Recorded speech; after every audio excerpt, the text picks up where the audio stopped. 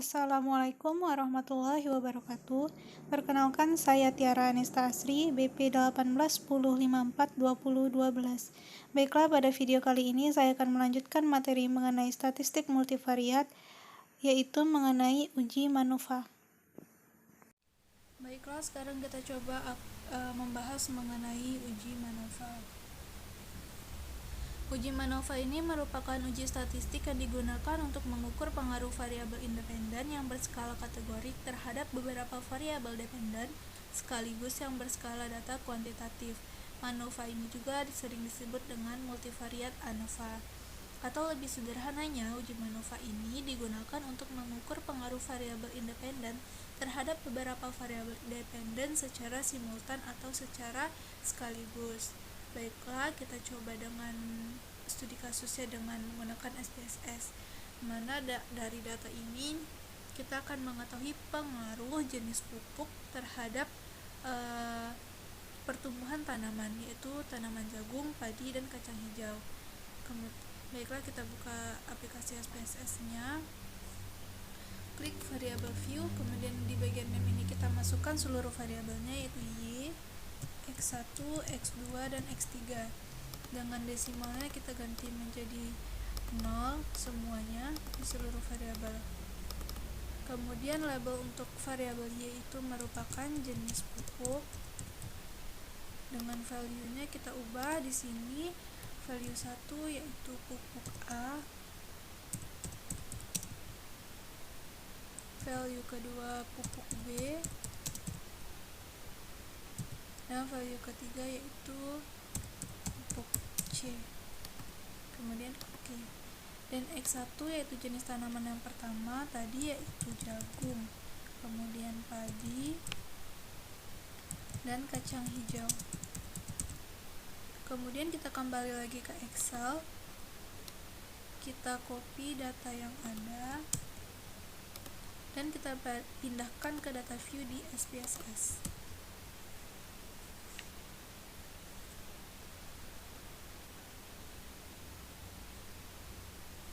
Kemudian setelah datanya tampil seperti ini, kita klik Analyze, kemudian General Linear Model dan Multivariate.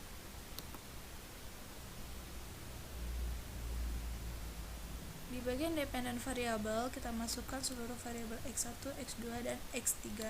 Kemudian di bagian fix factor, kita masukkan jenis pupuk atau variabel Y. Kemudian klik model, kita ubah spesifik modelnya menjadi custom, dan Y dipindahkan ke bagian model di sebelah kanan dengan tipenya diganti menjadi main effect.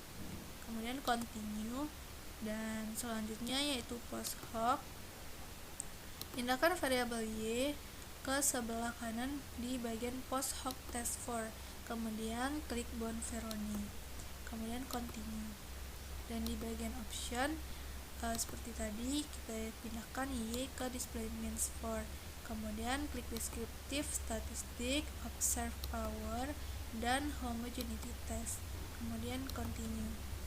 Setelah seluruhnya kita masukkan, kemudian klik OK.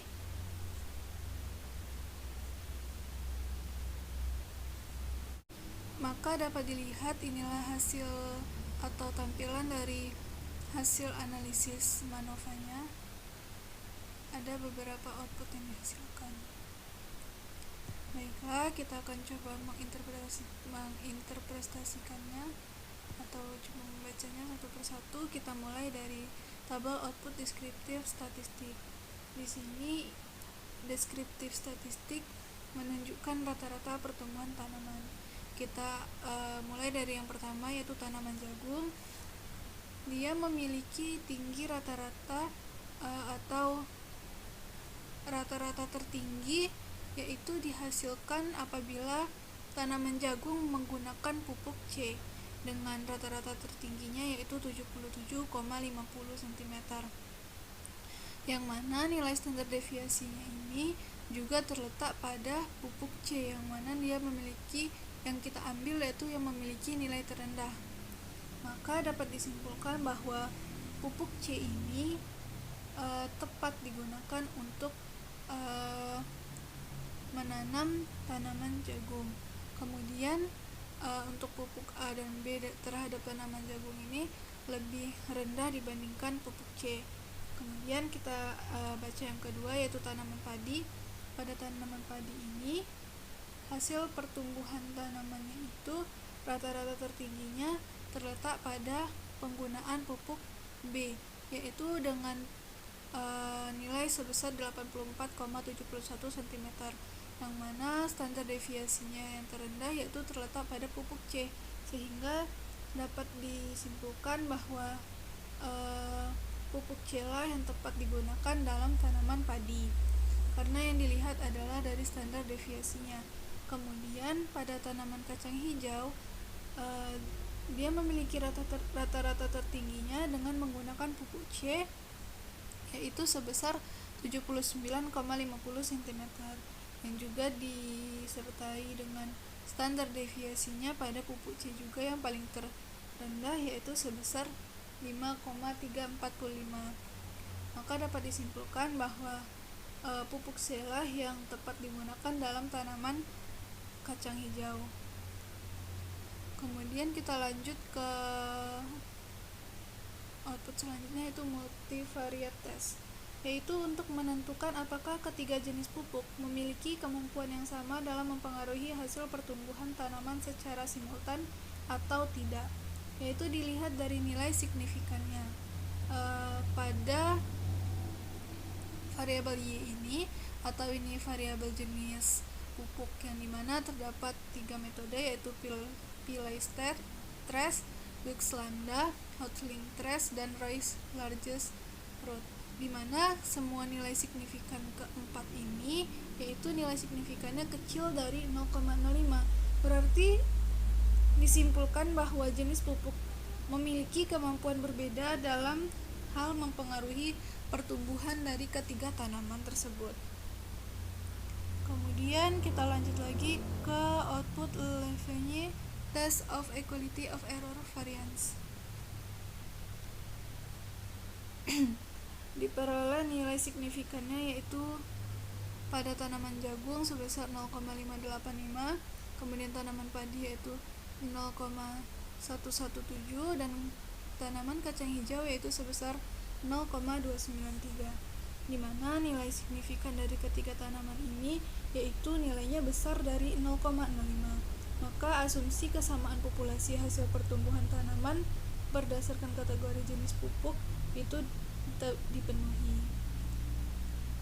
Kemudian kita akan baca output bagian test of between subject effect. Di sini kita lihat pada tabel Y, atau Y ini merupakan variabel dari jenis pupuk. Pada tabel Y ini nilai signifikan jagung, padi, dan kacang hijau yaitu sebesar 0,000, 0,047, dan 0,000, yang mana nilai ketiganya ini yaitu memiliki nilai yang kecil dari 0,05. Maka disimpulkan bahwa penerapan jenis pupuk itu berpengaruh terhadap hasil pertumbuhan ketiga tanaman tersebut. Karena terdapat pengaruh signifikan pada penggunaan jenis pupuk terhadap tinggi pertumbuhan tanaman, maka akan dilakukan uji perbandingan berganda, atau disebut juga dengan uji multiple comparison, yang mana uji ini untuk menentukan pupuk manakah yang sangat berpengaruh, jenis pupuk manakah yang sangat berpengaruh. Baiklah, kita langsung lanjut ke multiple comparison. Uji multiple comparison ini merupakan uji post hoc-nya, yang mana karena uji homogen yang di atas tadi nilainya itu besar 0,05 semuanya, maka multiple comparison ini digunakan dengan metode Bonferroni. Baiklah, kita akan langsung masuk kesimpulan ke multiple comparison. Yang pertama pada tumbuhan jagung. Pada pertumbuhan tanaman jagung ini dapat dilihat bahwa apabila tanaman jagung menggunakan pupuk A dan pupuk B, nilai signifikannya yaitu sebesar 0,169, yaitu nilainya besar dari 0,05. Maka dapat disimpulkan tidak ada perbedaan signifikan pada pertumbuhan jagung. Namun jika ia menggunakan pupuk A dengan C, terdapat perbedaan yang signifikan karena nilainya 0,000 yang mana kecil dari 0,05. Begitu juga apabila dia menggunakan pupuk C dengan B, nilainya sebesar 0,001 yaitu kecil dari 0,05. Kemudian tanaman padi apabila dia menggunakan pupuk A dan pupuk B, maka tidak ada perbedaan signifikan pada pertumbuhan padi tersebut karena nilainya 0,153, besar dari 0,05. Namun apabila dia menggunakan pupuk A dan C juga seperti itu, besar dari 0,05. B dengan C pun juga seperti itu, besar dari 0,05. Maka pada tumbuhan padi ini tidak ada perbedaan yang signifikan dengan menggunakan pupuk ketiganya. Kemudian pada tanaman kacang hijau, apabila dia menggunakan pupuk A dan pupuk B, maka dia terdapat perbedaan signifikan pada tanaman kacang hijau tersebut karena nilainya 0,006 yaitu kecil dari 0,05. Dan juga pada penggunaan pupuk B dan C terdapat perbedaan signifikan juga yaitu 0,000 kecil dari 0,05. Sedangkan dengan menggunakan pupuk A dengan C, dia nilainya 0,728 yang mana besar dari 0,05. Maka dapat disimpulkan bahwa pada tanaman kacang hijau ini perbedaan signifikan pada tanaman tersebut yaitu apabila dia menggunakan pupuk A dan pupuk B atau menggunakan pupuk B dengan pupuk C. Sekianlah pembahasan kita mengenai uji manufa. Terima kasih. Assalamualaikum warahmatullahi wabarakatuh.